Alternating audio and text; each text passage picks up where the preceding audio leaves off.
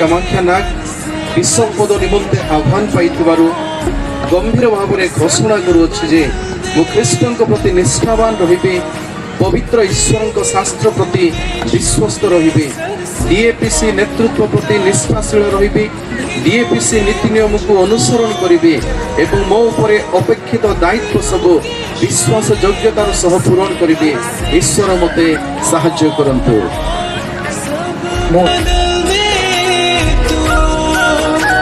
यीशु की हर बात मुझको सिखा दे, आज बरस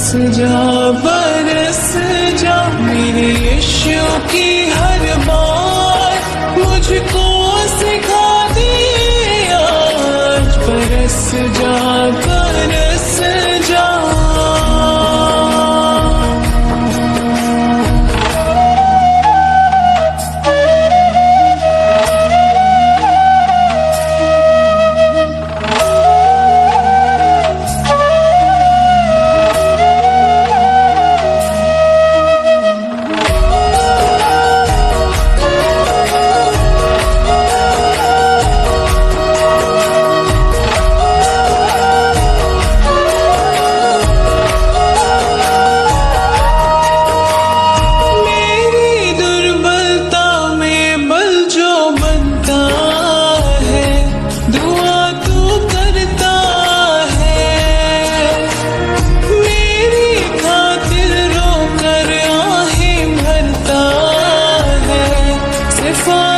कर